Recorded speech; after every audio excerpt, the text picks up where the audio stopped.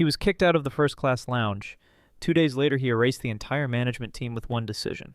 They thought he was just another old man in a wrinkled shirt, carrying a faded leather backpack. Someone who didn't belong among polished shoes and designer suits. Someone easy to ignore. But they didn't know who he really was. They didn't know he built the airline they worked for. They didn't know the planes landing on every runway carried his signature. They didn't know the man they humiliated was the reason they had jobs to wake up for. In just 3 minutes, you'll understand why he stayed silent that day, why he didn't shout, why he didn't show his ID to prove them wrong, and how, 48 hours later, he walked back into their lives not as an old man with tired eyes, but as their boss, the one holding their fates in his hands. Stay with this story, because what happens next changes everything. Jackson Blake sat quietly near gate Cedar 14. No one glanced at him twice. To them, he was just another traveler. A man in his late 40s with salt and pepper hair wearing a wrinkled white shirt and dark jeans. A pair of reading glasses rested on his nose. A leather backpack sat by his feet, edges worn, zippers dull from use. He looked tired. His shoulders curved forward, hands resting calmly on his knees. But behind those quiet eyes was the mind that built Skybridge Airlines from nothing. 17 years ago, he leased 2 small planes with money borrowed against his parents' house. He flew routes no one else wanted. He loaded bags in the rain. He served drinks during weather delays. Today, that small charter startup has become an airline with over 28,000 employees and flights in every major city. And yet here he was, invisible, sitting alone among rolling suitcase and hurried footsteps, watching, listening, waiting to find out what had gone wrong in the company he built with his own 2 hands. His hair was streaked with gray, cut neatly but without style. His face carried the quiet lines of a man who spent years worrying about others. He wore a plain white shirt, sleeves rolled halfway up his arms. The cotton was thin and creased from travel. Buttons mismatched in color, small signs no one ever noticed. His trousers were dark denim, clean but old. His shoes were black walking shoes, polished once but now dulled by airport floors. On his lap rested a faded leather backpack. The seams were fraying, the brass zippers scratched and tarnished. A small tear near the base had been sewn shut with thick brown thread. Perched on his nose were reading glasses. Thin frames, smudged slightly at the edges, sliding down when he looked up. He blended into the crowd. No gold watch, no designer suit, no badge of wealth. He looked like a retired teacher, or an exhausted consultant on his last flight home. But hidden behind that simple appearance was power no one in this terminal could imagine. As he sat there, his mind drifted back to when he was 19. He remembered standing at a check-in counter, holding a nylon backpack with a ripped strap. He wore a faded college sweatshirt and cheap sneakers with thinning soles. The gate agent barely looked at him. Her eyes flicked over his clothes, his tired face, and then away. She sighed, typing slowly, her nails clacking on the keyboard. Finally, she said, "Your flight's canceled. No hotel voucher. You'll figure it out." That night, he slept across 3 airport chairs pushed together, his backpack under his head, his arms wrapped around his chest for warmth. Families around him boarded other flights. Gate agents called names with bright smiles. No one noticed the quiet boy in the corner, shivering under flickering fluorescent lights. He didn't cry, he didn't complain, but he promised himself one thing. If he ever built something in this world, no one would feel worthless just because they looked poor. A paper cup rolled across the floor near his feet. Someone had dropped it rushing to their gate. It landed by the leg of a young cleaner, who was wiping down seats row by row. She looked tired. Her hair was tied back tightly. She bent down slowly, knees cracking under her thin work pants. Before she could reach the cup, Jackson leaned forward and picked it up. He held it out to her with a small smile. Their eyes met for a second. She took it, nodded once, then moved on without a word. No one around noticed. No one thought twice about the quiet man helping a janitor. To them, he was invisible. But to Jackson, that moment mattered. Helping her felt natural, because years ago he was the boy cleaning toilets at a gas station to pay for school books. He watched her walk away, mop handle resting against her small shoulder, and he thought, this is why I'm here, to see what no one else sees. Jackson shifted his gaze toward the lounge entrance. A man in a tailored Armani suit walked up. His shoes shined like glass, his silver watch catching the morning light. "Welcome back, Mr. Cole," the lounge attendant said brightly. "Your usual scotch is waiting for you." Mr. Cole nodded once and walked in without slowing down. No ID check, no questions. Behind him stood another man. He wore a faded blue polo and khaki pants, carrying a canvas laptop bag with fraying corners. His hair was thin, combed carefully to the side. He held out his membership card with a polite smile. The attendant barely glanced at him. "Sir, we'll need to verify your status again. Please step aside." The man's smile faltered. He moved away, staring down at his shoes. His shoulders slumped under the weight of silent humiliation. Jackson watched everything, every glance, every word, every unspoken judgment. He opened his notebook slowly and wrote one simple line: "Appearance-based verification, Lounge Gate 3B, 8:42 a.m. Jackson closed his eyes for a moment. He let out a quiet breath, steady and controlled. Then he opened his notebook again. The pages were lined with tight, neat handwriting. Each line held a truth no one else wanted to see. He turned to a fresh page. At the top he wrote the date and time. Then in simple black ink he added, "Appearance-based discrimination, Lounge Gate 3B, 8:42 a.m. His pen paused above the paper. He tapped it twice, thinking about the man in khaki pants still standing outside the lounge, staring at the carpet with quiet shame. Jackson's jaw tightened. He wrote one more note under the first line. No greeting, no smile, no effort. He closed the notebook softly, slipping the pen back into his pocket. Then he looked up again, eyes scanning the terminal. Each note he wrote wasn't just an observation. It was evidence. Evidence he would need to change everything this company had forgotten about dignity and respect. A few minutes later, an old man approached the lounge counter. His back was slightly bent, steps small and careful. He wore a faded navy pilot jacket, the cuffs worn thin from decades of use. His hair was pure white, combed neatly to the side. In his trembling hand he held out a Skybridge lounge card. His fingers shook as he tried to keep it steady. He smiled softly at the attendant, eyes warm behind gold-rimmed glasses. "Morning," he said, voice raspy with age. The young attendant didn't smile back. She glanced at his jacket, then at his shoes, brown leather cracked at the toes. "Sir, this lounge is for premium members only," she said flatly. "We'll need to see proof of your status." The old man blinked, confusion crossing his lined face. I used to fly for Skybridge," he whispered, voice trailing off. But the attendant had already turned to her screen, ignoring him completely. Jackson felt something tighten in his chest. He watched as the old pilot lowered his hand, shoulders slumping under silent humiliation. The old man tried again, his voice shaking with quiet hope. "I flew with Skybridge for over 30 years. I have a membership card." He held it out, the plastic trembling between his fingers. A faded logo glimmered under the fluorescent light. The lounge attendant didn't even glance at his eyes. She kept typing on her keyboard, nails clicking with sharp precision. Finally she spoke, her tone flat and rehearsed. "Sir, this lounge is for premium guests only." Her words were cold, slicing through the small dignity he carried with him. She didn't smile. She didn't soften her voice. She didn't care. The old man lowered his hand. He tucked the lounge card back into his pocket with slow, deliberate care. Then he turned away, gripping the handle of his scuffed roller bag. Jackson watched him walk towards the row of plastic seats by the window. Each step seemed heavier than the last. For a moment, Jackson closed his eyes, feeling anger rise like a tide against his ribs. He wrote one line in his notebook. "Captain Henry Lowe, denied, Lounge Gate 3B. As the old man walked away, Jackson's eyes fell on his jacket sleeve. Just above the wrist, stitched in fading gold thread, was a small embroidered emblem, a pair of wings with the Skybridge logo at the center. It was the pilot insignia from the early days of the airline.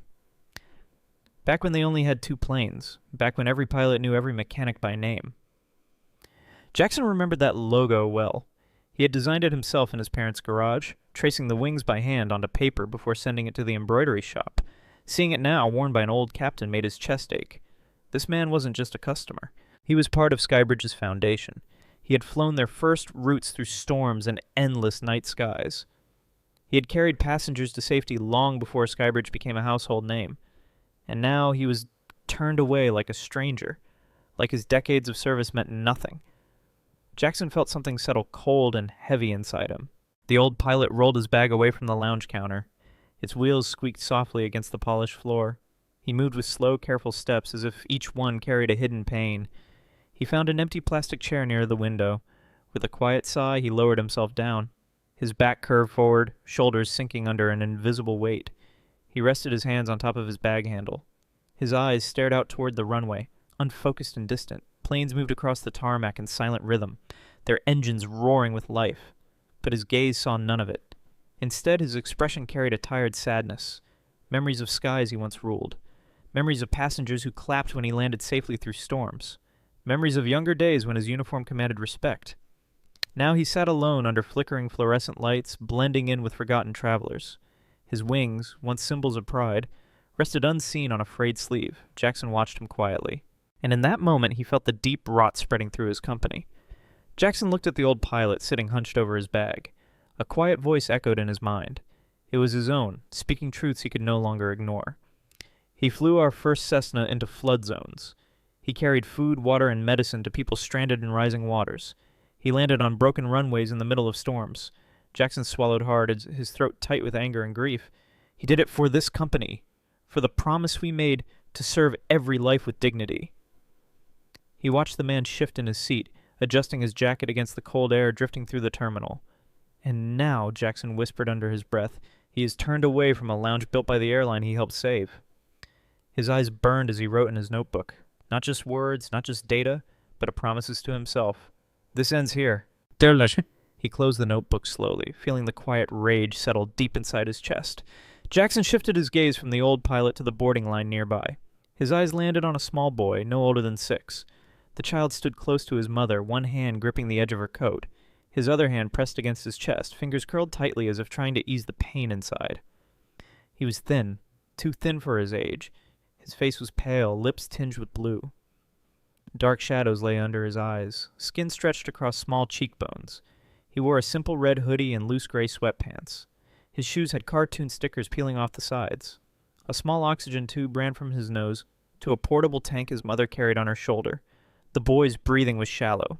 His chest rose and fell in quick, uneven movements. Every few seconds he winced, clutching his heart with a quiet gasp. Jackson felt his own chest tighten watching the boy struggle to stay standing. Around them, passengers scrolled their phones, oblivious to the fragile life fighting for air right beside them. The boy's mother stepped forward, her hands shaking as she adjusted the oxygen tank strap on her shoulder. She wore a plain beige coat, hair tied back in a messy bun.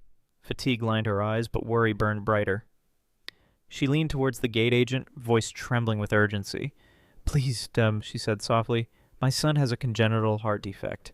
He needs his medication as soon as we're seated. Can we board early, just for a few minutes extra, to set him up?" The gate agent didn't look up from his screen.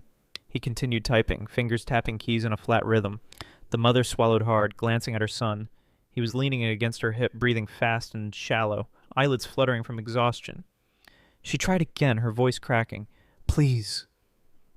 It's just a few minutes. He's very sick." The agent paused typing. He sighed, still not meeting her eyes. Passengers behind her shifted impatiently, checking their watches, annoyed at the delay. Jackson watched the scene unfold, feeling heat rise under his collar, anger blooming slow and sharp inside his chest. The gate agent finally looked up. His eyes were dull, his expression empty. He scanned her face, then glanced at the boy clinging to her side. Without a hint of emotion, he said, "Sorry, ma'am. Priority boarding is for business class passengers only." His voice was flat, rehearsed, carrying no warmth. He turned his eyes back to the computer screen, dismissing her presence with a small shake of his head. The mother stood frozen, lips parted in silent disbelief. Her son whimpered softly, pressing his cheek against her coat, eyes half closed.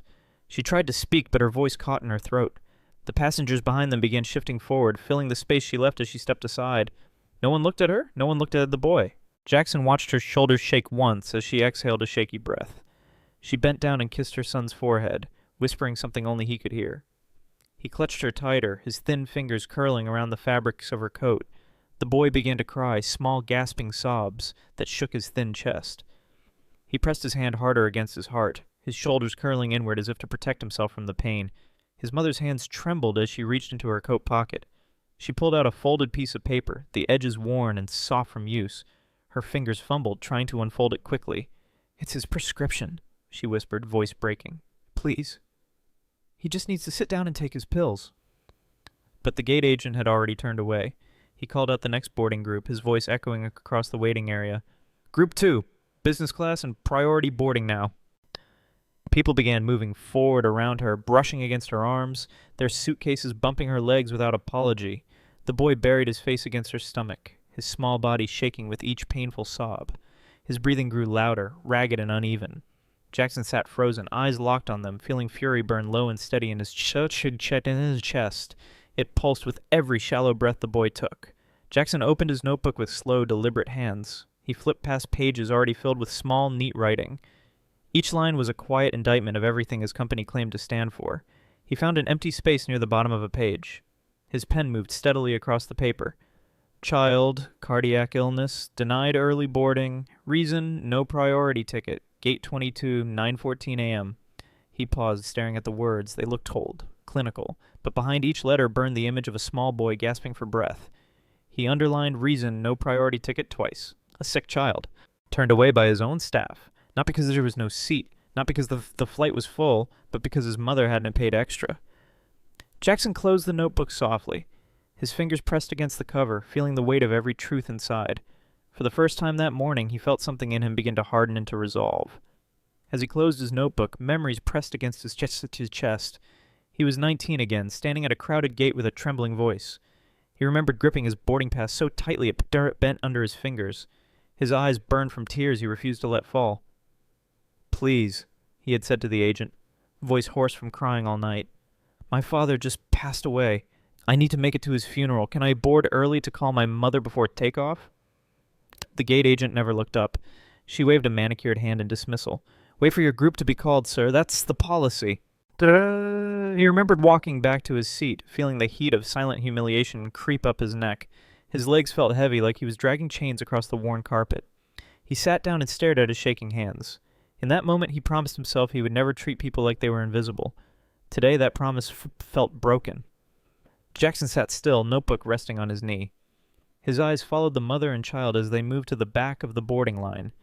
People around them checked phones, sipped coffee, laughed about meetings ahead. He felt his chest tighten with a quiet, heavy pain. A thought echoed in his mind, clear and sharp like a bell ringing in an empty hall.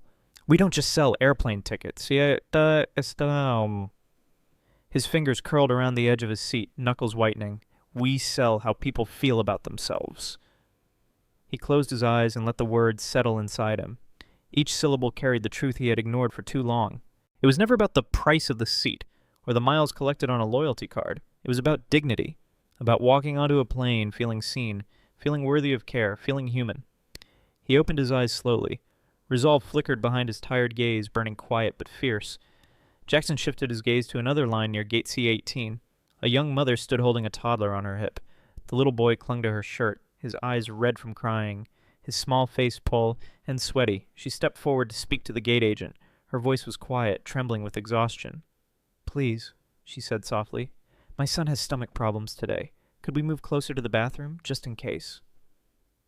The agent looked up from her screen with narrowed eyes, her lips pressed into a thin line. She scanned the woman's worn jeans, faded sneakers, and cheap tote bag stuffed with diapers and wipes. "There are no open seats in that row," she said flatly. Her tone dripped with annoyance. "Next!"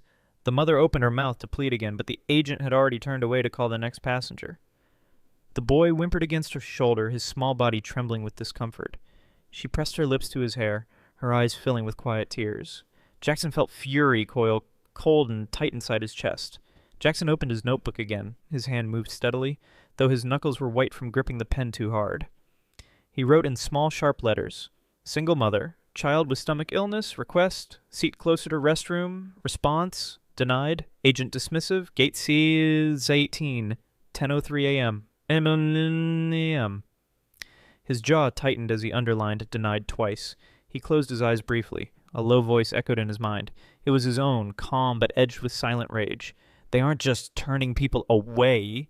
They're teaching them that dignity has a price tag." He looked down at his hands resting on the notebook cover. His fingers were trembling slightly. For a moment, he pressed his palm flat against the page, feeling the heat of his skin against the cool paper. Then he lifted his gaze, eyes scanning the busy terminal. Every laugh, every hurried footstep, every indifference burned into his senses. Something inside him shifted from sadness to decision. Later that morning, Jackson walked up to the lounge counter. He held out his membership card, the plastic edge worn smooth from years of use. The attendant barely glanced up. She was young, with sharp eyeliner and lips pressed into a thin line. Her eyes flicked over his wrinkled shirt, his old leather backpack, his scuffed black shoes. She let out a small, quiet laugh. Not loud enough for others to hear, but sharp enough to slice through his chest. "Really?" she said under her breath, her voice dripping with disdain. "People like you think they belong here."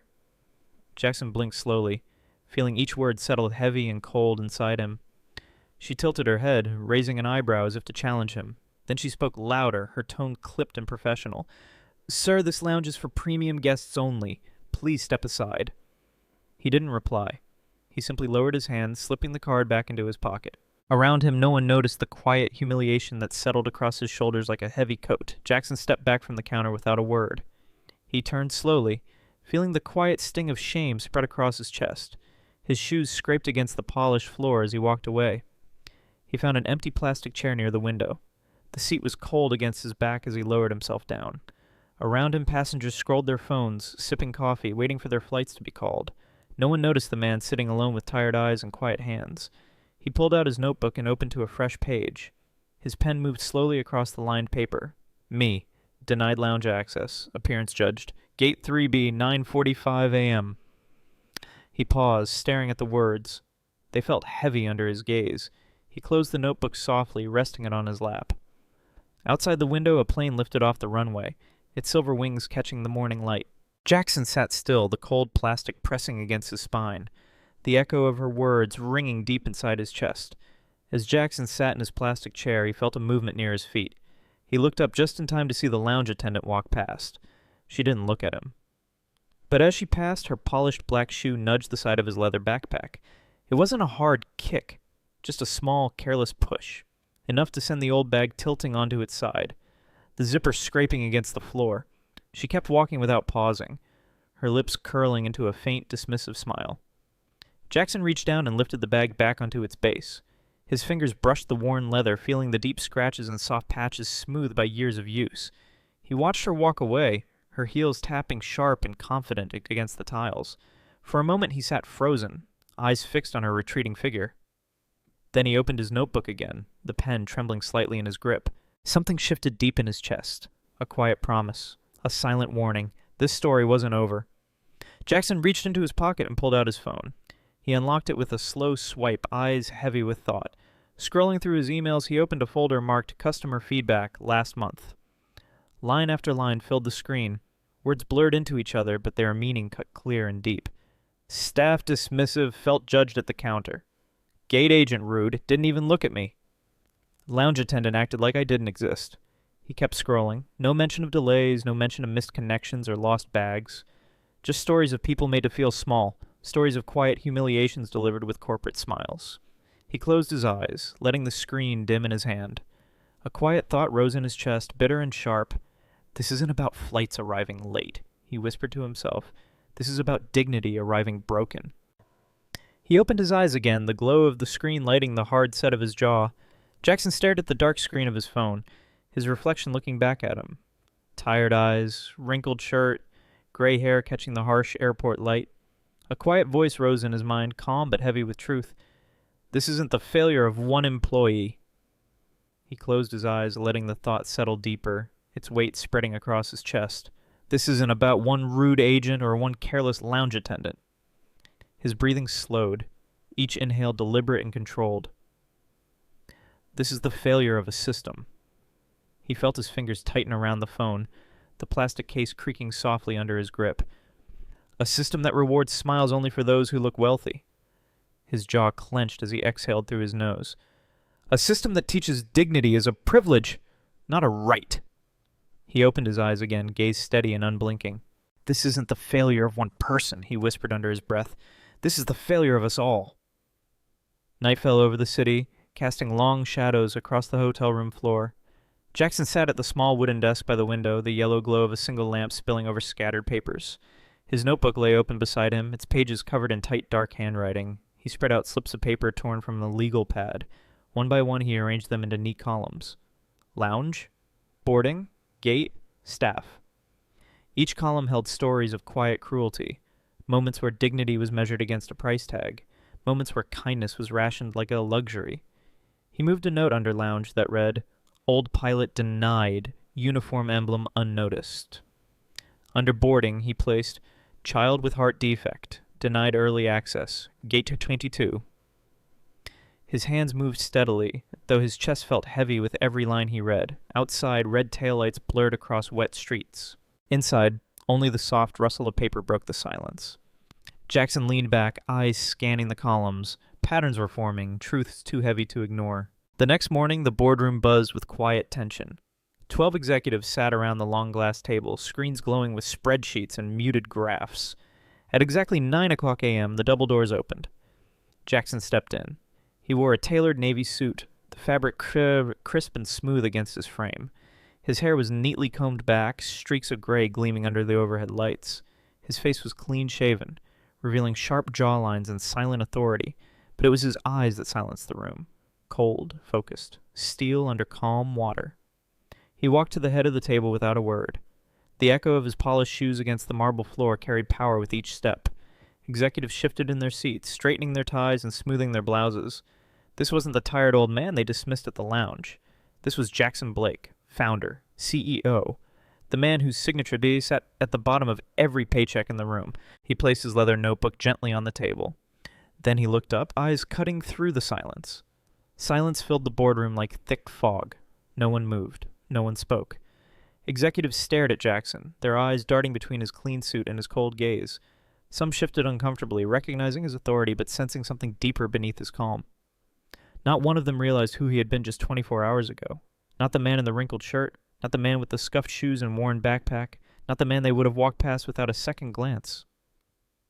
He let the silence stretch, letting it grow heavy and suffocating. He wanted them to feel it. The discomfort, the confusion, the fear of truths they didn't yet understand. Jackson rested his hand on his leather notebook. His fingers drummed once against the cover, slow and deliberate. Finally he raised his eyes, scanning each face at the table with silent precision. None of them knew what was coming next, and in that quiet moment the entire room felt the tremor of something about to break. Jackson pressed a button on the small remote in his hand. The large screen at the end of the boardroom flickered to life. First came the image of the old pilot, his faded navy jacket, the trembling hands holding out his lounge card, his eyes, lined with years of flying, clouded with quiet humiliation. No one in the room spoke. The video shifted. A small boy appeared, clutching his chest, lips pale and eyes half closed. Beside him, his mother's voice cracked as she begged for early boarding. The gate agent turned away, announcing, Group 2, priority boarding only. Executives shifted in their seats, eyes dropping to their laps. The screen changed again. A young mother held her crying toddler, quietly pleading to move closer to the restroom. The agent rolled her eyes, dismissing her with a wave of her manicured hand. Jackson let each clip play in silence. No music, no narration, just truth, raw and undeniable. He scanned the table, no one met his gaze. The room stayed silent as the last clip faded from the screen. A heaviness pressed down on every shoulder. Breaths came shallow, eyes flicked nervously between faces, looking for someone to speak first. Finally, a voice broke through the tension, sharp, defensive. "This is anecdotal at best." Thomas Reed sat halfway down the table, his suit perfectly pressed, tie knotted tight against his throat. He leaned forward, palms flat on the polished wood. "These are isolated incidents," he said, his tone clipped with controlled anger. "They don't represent our overall operations. You know that, Jackson." His eyes narrowed with accusation. "You're using cherry-picked footage to push an agenda. Our numbers prove we're efficient. We're profitable." Jackson didn't move. He watched Thomas calmly, his expression unreadable. Around them, other executives shifted uncomfortably, fear flickering behind forced neutrality. Thomas's fingers drummed against the table, impatience tightening his jaw.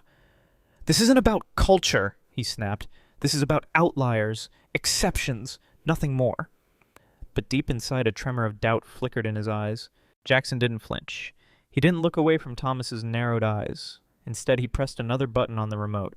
The screen lit up again. This time it showed him, Jackson Blake, unshaven, wearing a wrinkled white shirt that cost $39 at a discount store, carrying his worn leather backpack. The footage showed him standing quietly at the lounge counter, holding out his card, waiting. "Sorry, sir," the attendant said on screen, her voice sharp and dismissive. "We'll need to verify your status again." The clip changed. Another airport, another lounge, same scene, same words, 3 times in 4 cities. Jackson let the silence settle deep into the room before he spoke. His voice was calm, but each word cut clean and cold. "Explain to me," he said, his eyes locked on Thomas, "why your CEO was denied lounge access 3 times in 4 cities. He leaned forward slightly, letting the weight of his words press down on every person in the room. "All because I wore a $39 shirt." Silence swallowed the boardroom. No one moved. No one adjusted their ties or sipped from their water glasses. The hum of the projector filled the space between their shallow breaths. Thomas Reed sat frozen, his mouth slightly open, words dying before they reached his tongue. His eyes flicked to the screen, then back to Jackson's eye, searching for something, an explanation, an escape. But Jackson didn't look away. His gaze stayed steady and cold, locked onto Thomas with quiet, merciless precision. Around the table, executives lowered their eyes to their laps. Some clenched their hands under the polished glass table. The others swallowed hard, the tightness in their throats visible in the stillness. No one spoke. No one defended. No one dared to breathe too loudly. Outside the floor-to-ceiling windows, planes lifted into the sky, silent and distant. Inside, 12 people sat trapped in a truth they could no longer deny. And in that heavy, unbroken silence, every person in the room felt what was coming next. Jackson placed the remote down on the table with quiet finality. He looked around the room, meeting every pair of eyes with calm, unwavering focus. "This ends today." His voice was low, each word carved from steel. He opened his notebook and flipped to a marked page. 17 names are written in black ink, neat and precise. "Effective immediately," he said. 17 employees are suspended pending termination. Full review of their case will be completed by HR by end of day."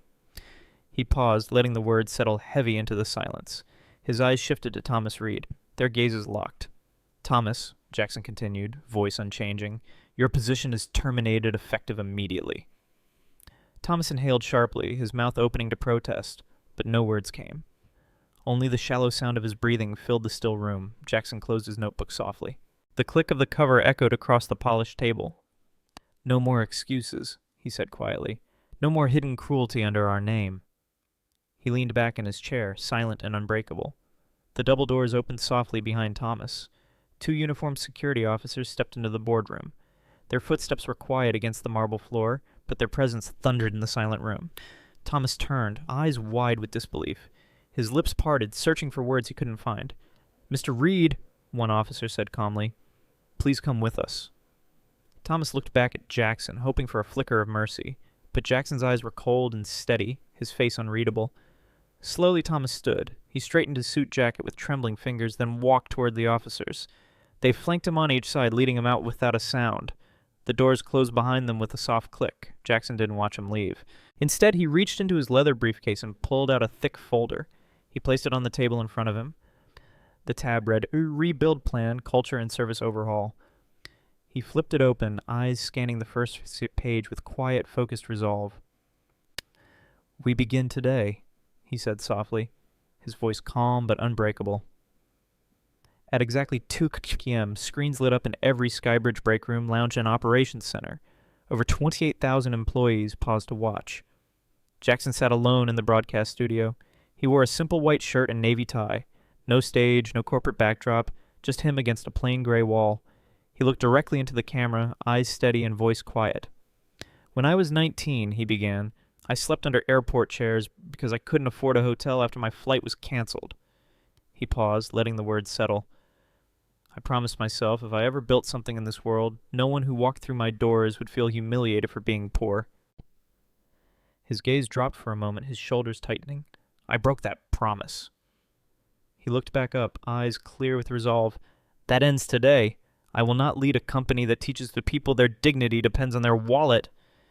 He inhaled slowly, voice deepening. "I've failed you. Now I'll fix it." That afternoon, Jackson stood near Gate C-12, away from the flow of passengers. He watched as a young ground staff member in a navy vest kneeled beside an elderly man in a wheelchair. The staff member smiled softly, speaking with quiet respect. He adjusted the man's seatbelt, checked his boarding pass, and gently lifted his small carry-on onto his lap. "Ready to board, sir?" he asked, voice calm and warm. The old man nodded, his eyes wet with silent gratitude. Jackson felt his throat tighten. He blinked quickly, but a thin sheen of tears blurred his vision. He looked down, breathing slow and steady, feeling the raw edges of humility scrape against his chest. When he looked back up, the staff member was pushing the wheelchair down the jet bridge, speaking softly to ease the man's nervousness. Jackson watched them disappear into the plane's doorway. For a moment he closed his eyes, letting quiet relief settle over him like a thin, fragile blanket. It was a start, a small one. But it mattered. Jackson walked through the quiet terminal, his footsteps slow against the polished floor. Near Gate 5 he saw him.